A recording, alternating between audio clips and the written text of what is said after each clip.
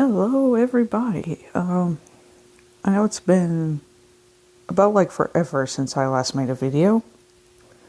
The last one deleted because I got interrupted halfway through making it, so instead of keeping that one, I decided to shoot a new one to replace that one. So I don't think I showed this. This is Ollie. This map here is going to be called Ollie's Lounge. And how it worked, and as you can see, I'm doing a checkered pattern, about the same as before. As the Five Nights at Obelisk's, checkered color scheme. That's about the only similarities it has. The other bits I might show, so this time around there are going to be 2 security rooms because silly me added 8 separate rooms, and then the last one is going to have the last 2 stages, and those will have 2 different characters on it. So yeah. Anyways, now I recall when I first got into basically how Ollie's Lounge and Five Nights at Obelisk's work is that they are both inspired by the Five Nights at Freddy's fandom, but the positive side of it, and not the toxicity side of it. I pretty much stay away from the negatives that come from the Five Nights at Freddy, from the FNAF fandom.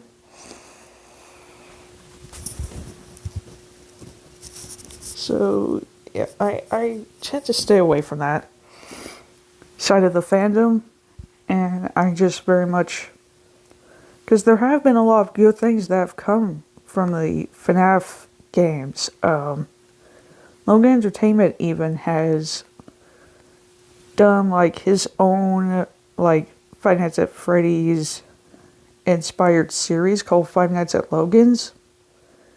And it has been one of my favorite Five Nights at Freddy's fan series that I've seen on his channel. In terms of the good things that have come from it.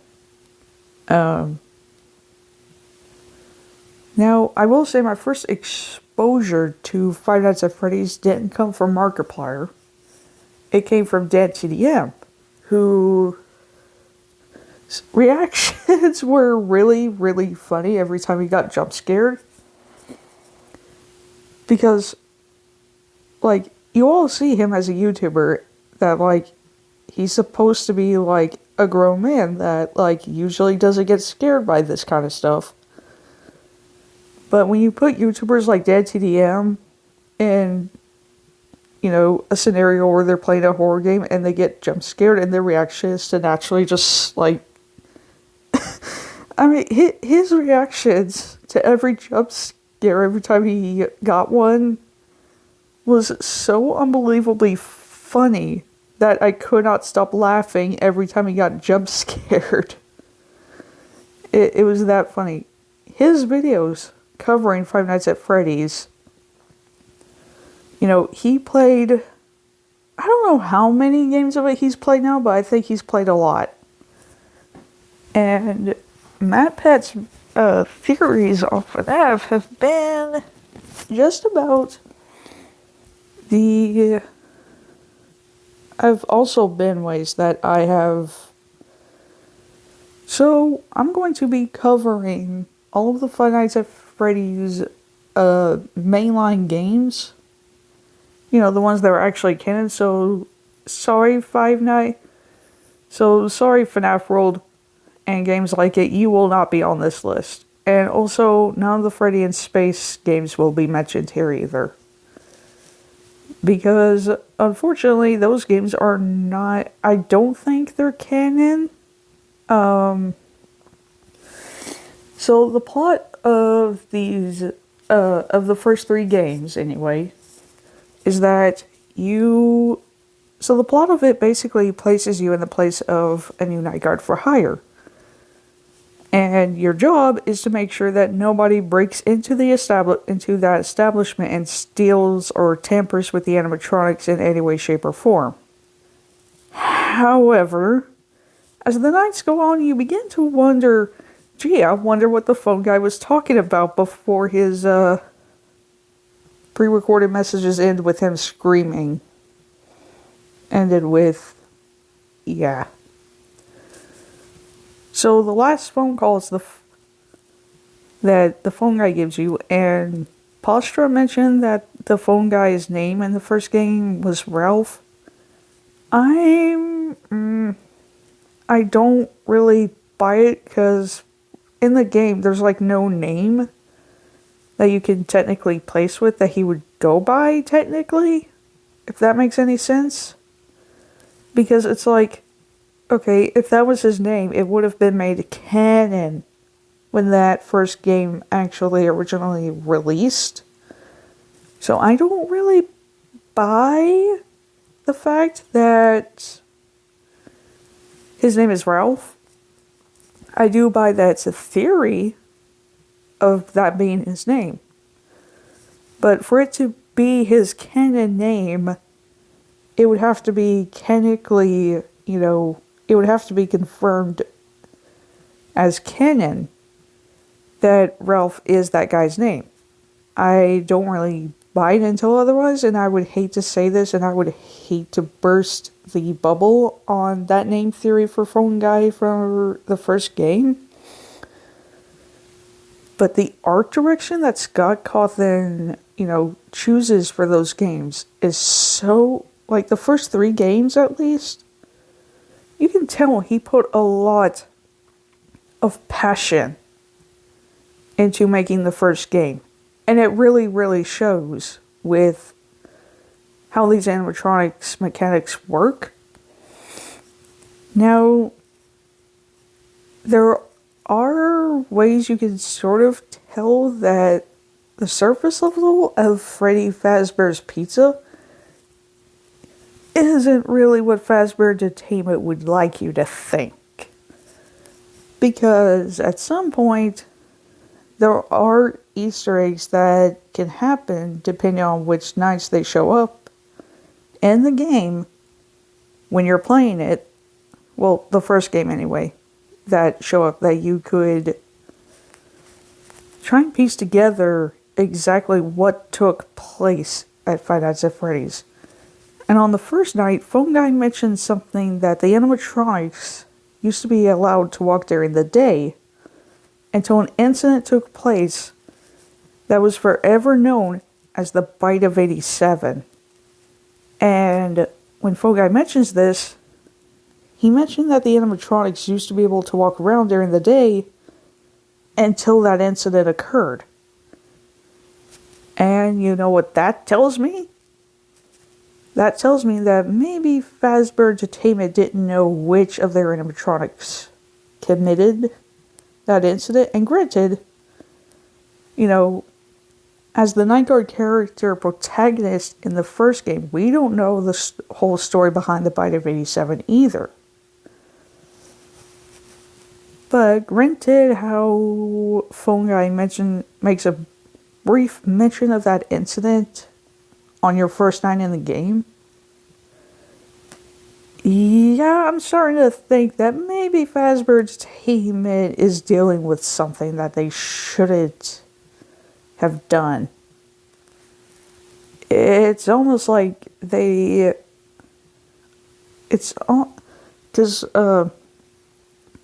Phone Guy mentions, Fazbear Entertainment, and that he reads off an introductory greeting from the company themselves.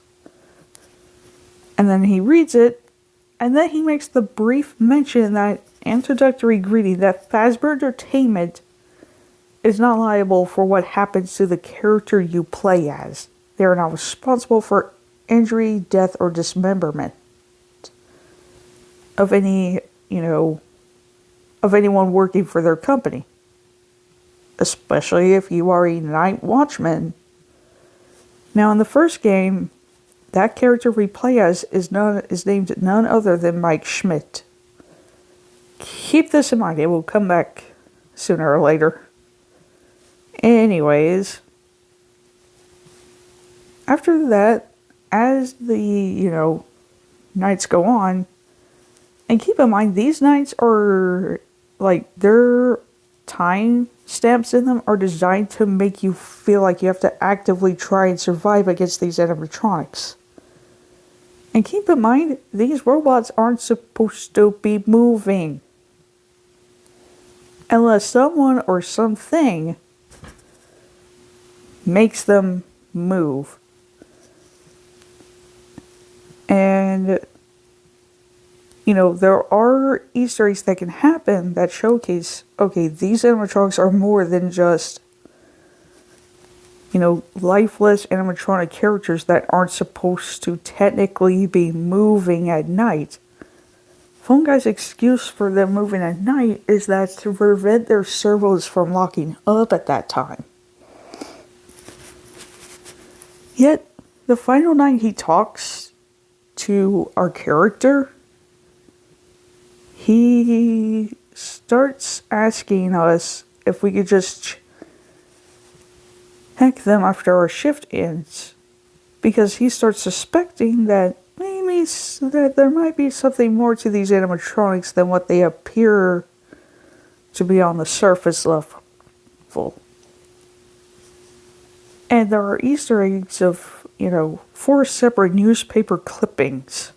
And I will not spoil what they say if you haven't watched Postra's video on revisiting the first game.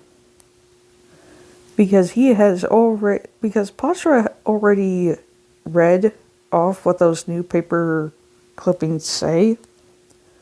And I will not spoil it for those of you who haven't seen that video. But these newspaper clipping Easter eggs imply that something fishy is going on with these animatronics. And I will say that this entire franchise spawned a magnitude of songs by YouTubers like DA Games, Rocket Gaming, JT Machinima, also JT Music, and other such. It also spawned a ton of different fan games as well. And, they come on the likes of Bendy and the Ink Machine, Bendy and the Dark Revival. It's much later released relative sequel. Bendy's The Secrets of the Ink Machine. And, of course, none other than Mcpe Playtime. It wasn't the subgenre of horror that Postra mentioned in their video that Five Nights at Freddy's spawned. It's also one of those rare instances where mascot horror really started to become popular as a subgenre. And you really start to see that with games such as Mcpe Playtime, and of course, none other than such games. And, these games can have a lot of passion behind them as well. And it's not hard to see why there are so many variations of games of FNAF's magnitude that have spawned the mascot horror subgenre of horror into popularity. I don't know which games came before them that would have spawned this this genre of horror, but yeah. Now, when the second game came out, the second game had had us play as a different... Now, I have played the demo before, and I will say the second night of it was really, really hard to get through, and it was not easy because... And, you know, FNAF was the one that introduced these toy animatronics. Basically, supposedly they're supposed to be real kid-friendly looking. Okay, I sort of buy that with Toy Bonnie and Toy Chica. Well, I don't really buy it with Toy Chica because, I mean, come on, who's going to take her seriously with her getup? Especially the pink part of her animatronic suit. Anyways, the phone guy in the second game tells us that he basically welcomes us to our new summer job at Freddy Fazbear's Pizza. But then he starts dropping some really, you know, bombshells that were not dropped in the first game. And you probably will question in your head, gee, I wonder where that bombshell was in the first game. And I tell you what, the bombshells he drops on you were not even in the first game. Now, the Easter egg of a golden-esque Freddy suit in the first game, you know how its Easter egg mechanic works? You stare at it for too long and it crashes your game. He's back in the second game and he too is a withered animatronic. Though I'm unsure if his game crashing mechanic actually stayed in the first game. You know where he is in the third game? Completely absent. Yeah, I'm not kidding. When I play the demo version of the third game, by the way, that was a free version of the game because silly me didn't have the digital money to actually buy that game. When I did get that money, I went to one of the app stores on my phone that has those games on it, and I was able to get Sister Location mobile version on my device that I'm currently playing on. And I kid you not, the second night of that full game is hard to get through, but we'll talk about that when we get to it. The third game you play as a different Watchman, who I guess is named Fritz Smith. Yeah, basically in the second game you're playing as a dude named Jeremy Fitzgerald. And the phone guy that introduces all these different animatronics to you tells you about one named the Mangle. And he doesn't sound too sure what gender it's supposed to be. We'll come back to that when we get to it. He also isn't too sure on what the gender the puppet is supposed to be. Ay. If only there was a set gender those two were, then we could understand, like, gee, I wonder who's haunting these two. So, yeah. And by the way, I have watched Weefy's video titled Searching for a World That Doesn't Exist. And I have to say, I didn't know it was inspired by an 1800s novel titled The King in Yellow by Robert W. Chambers. Now, I don't have that book, and I have never read it. But back to the FNAF main canon games, anyway. Now, the first night, breeze. Second night, the phone guy in the third game at some point will introduce an animatronic enemy to you. And in the third game, this animatronic is the only enemy you have throughout the entire game. He's the only one that will jump scare your character and also easily kill your character too. Now, there are two endings you can get to the third game. The bad ending and the good ending. Some people say that the good ending is where the animatronic heads in the newspaper don't have their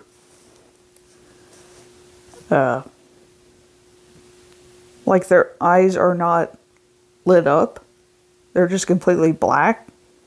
They're completely like not illuminated on. How that happens, I have no idea.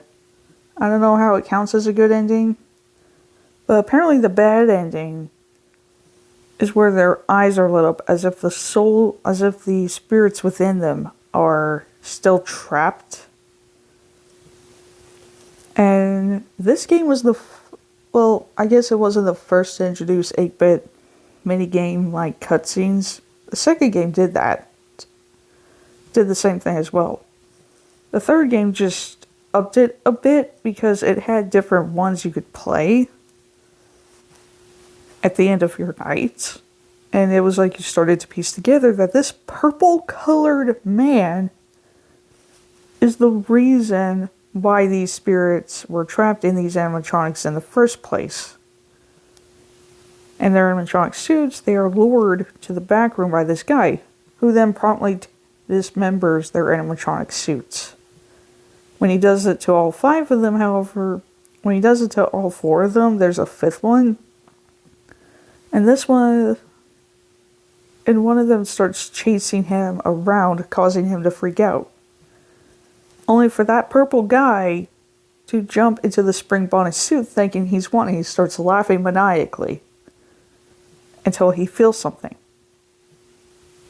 The spring locks within his suit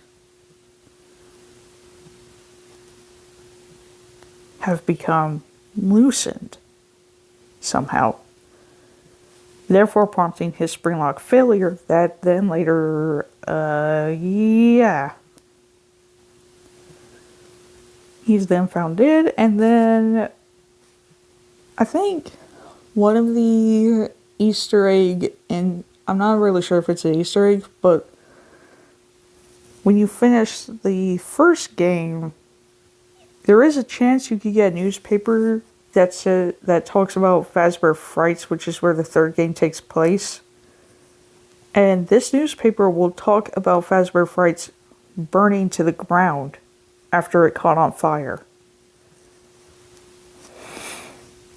Now the fourth game went in a different direction, because you're not playing as a night shift security guard. No. This time you're playing as a child who has to survive the nightmare versions of the animatronics. And these animatronics only have one way you can tell if they're, at your doors. Well, at least Freddy, Bonnie, and Chica do.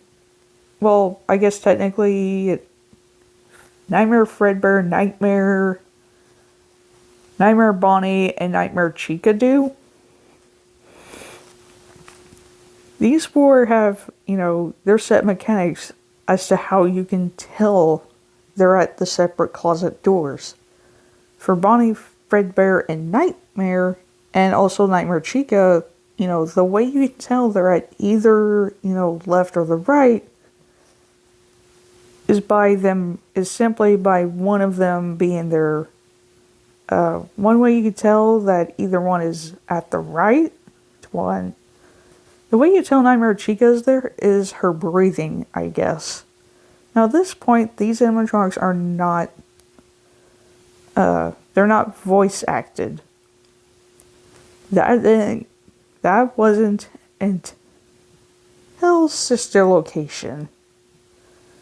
Sister Location then released, and I was able to get the full game on my mobile device when I was finally able to buy it on there.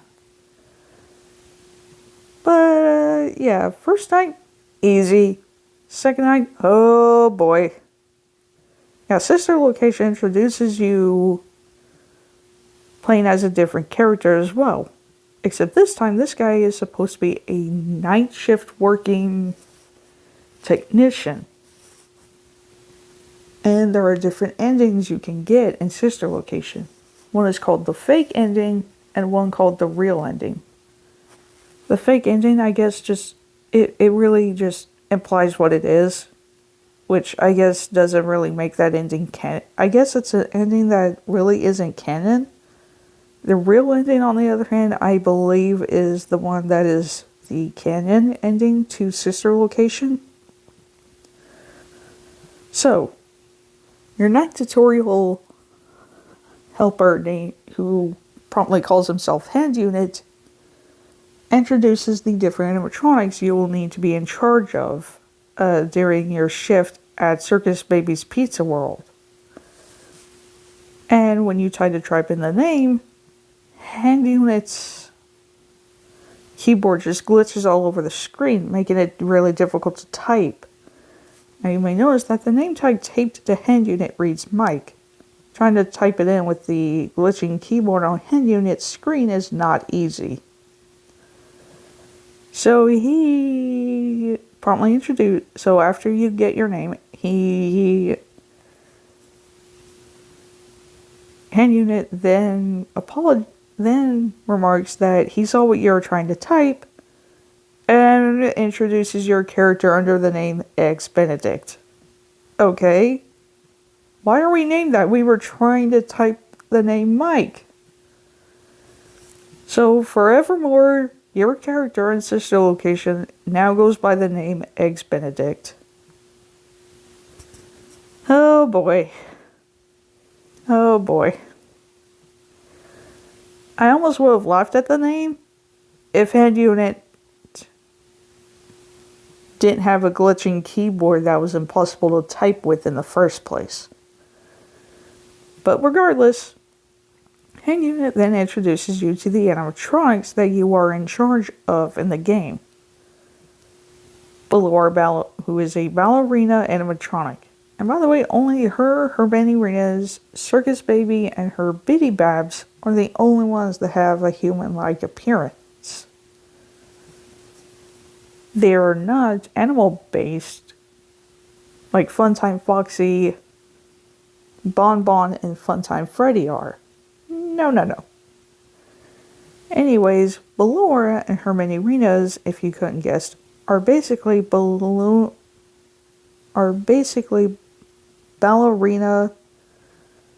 themed animatronics. Ballora's eyes usually remain closed.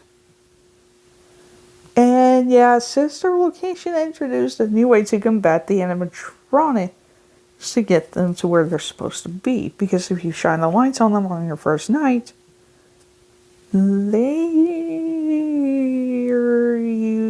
Unit tells you to give these poor animatronics who do nothing wrong to you on the first night an electric shock. And if I didn't know any better, I'd say I felt pretty bad for doing this to them. Because, I don't think we need to be that extreme with them. So, anyway. Oh, why are we setting? There we go. Anyways. So, what happens? So, basically, Hand Unit introduced you to Ballora first, and ordered you to give an electric shock to Ballora to get her back to her stage where she's supposed to be. And then all of your Hand Unit tutorial bots not even know what gender Funtime Foxy is supposed to be apparently either. Granted, even Mangle has an even more confused gender set as well, because no one knows what gender the Mangle is because the phone guy in the second game was really confused on what gender it was supposed to be. Anyways, when Hand Unit introduces you to Funtime Foxy, it's very clear that Funtime Foxy is not there. And on one of the nights in the game, there is a chance that you will hear Funtime Foxy repeatedly say "great" in a monotone and a masculine sounding voice. Really makes me question what gender Funtime Foxy really is. Because Funtime Foxy's color scheme really suits the persona of being feminine. But the voice box saying grades repeatedly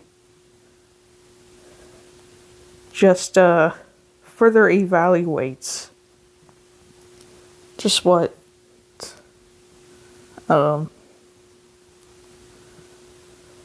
it really further evaluates that not every game Funtime Foxy appears in will have a confirmed gender of what Funtime Foxy is supposed to be. Anyways, first night was a breeze. The second night is when Circus Baby decides to speak for once.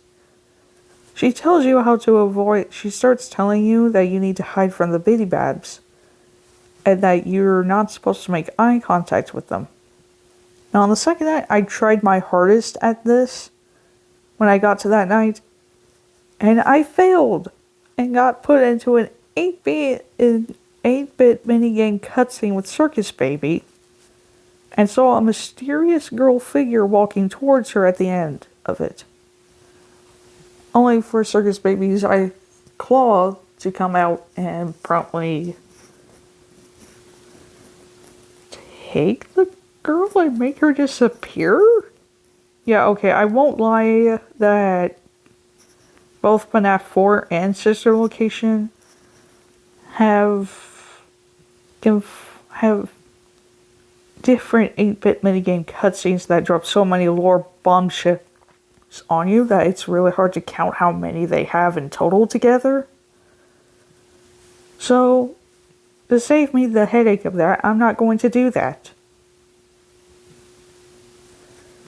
The FNAF fans who are really positive about the game franchise as a whole can count up how many lore bombshells are dropped across all of the FNAF mainline games that are the canon ones. Because I guarantee you there are a lot. So, yeah.